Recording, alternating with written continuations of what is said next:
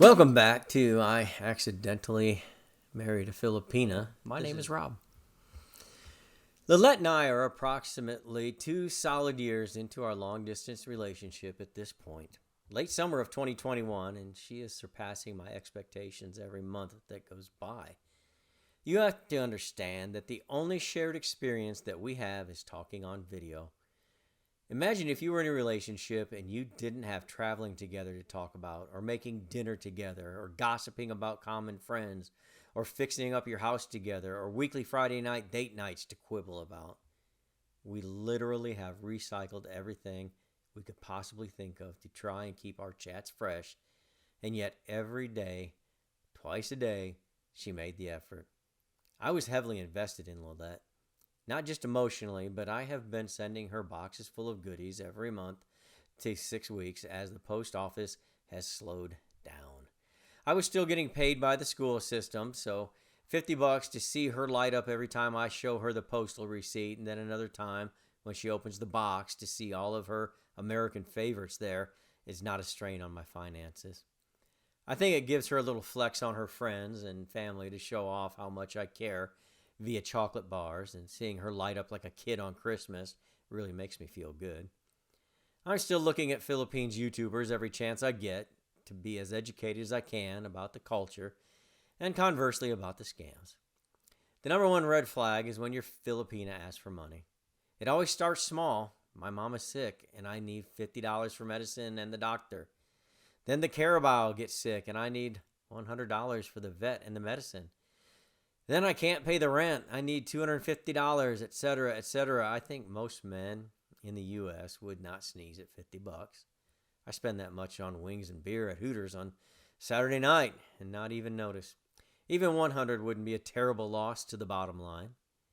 It is a slow drip, drip, drip that you don't notice until you turn around and you realize you're sending your house payment to the Philippines every month, and you don't even know if this woman is married, single, or a lesbian. And by that time, it's too late. And when you question her, she knows the jig is up, and she blocks you. And after 2 years and $5,000, Lillette has never asked me for money, not a peso. Mind you, as a teacher, she makes 15,000 pesos a month. So one day, we're talking, and she said that if she can save 20 pesos per month, after 6 months, she can afford to pay the tricycle fare and go to the local mall and have a small lasagna and a small ice cream cone.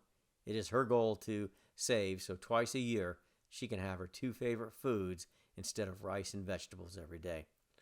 Every YouTuber this side of Manila will tell you the number one red flag is money. Don't do it. Money blinds the Filipinas and changes them. But to hear Lillette say she has to save for 6 months to have a small lasagna and a small ice cream broke my spirit. So I downloaded the Western Union app on my iPhone and I sent her $50 as she slept. I took a picture of the tracking number and sent it to her and told her to go to the mall and have whatever she wanted. She woke up and called me immediately and questioned me about the money. Her first words were, "What is this? I didn't ask for any money." To me, that was a good sign. I told her boxes were taking so long, so I wanted to surprise her and make her otherwise boring day be a fun adventure. She acquiesced and thanked me. She did not seem overly appreciative, but she did seem thankful. For someone who sometimes has to choose between eating and paying the light bill, which is a true story, I thought cold hard cash would garner a bigger reaction. But what do I know? One summer day here, my friends wants us to go hiking in the mountain, riding a boat and swim in the river. I was so excited going there. It will be my first time to go hiking, boating and swim in the river. I never think I don't have a jogger to wear. I wore my leggings, hat and sunglasses. The day was over with too much excitement. When I told Rob about what happened for the day and what I wore, he asked me why not wearing a jogger during my hiking like everyone else.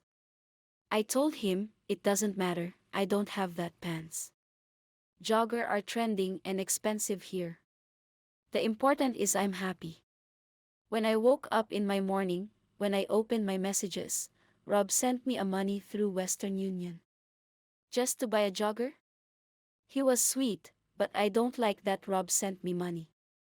I feel I'm a beggar. Box is enough for me and more exciting. When I bought a jogger. It's my first jogger. I was thankful with Rob.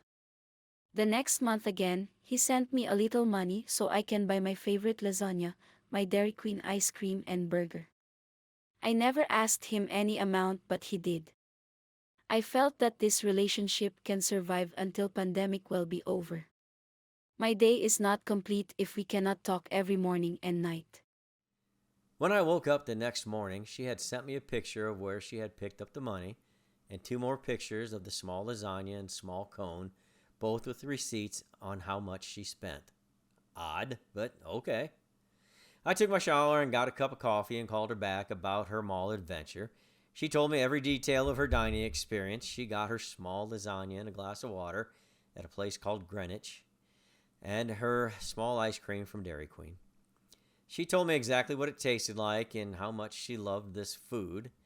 Then she proceeded to ask me what she should do with the rest of the money. I had not given it a thought as what to do with $44. I didn't care. It was a gift. It was a paltry sum to me, relatively speaking.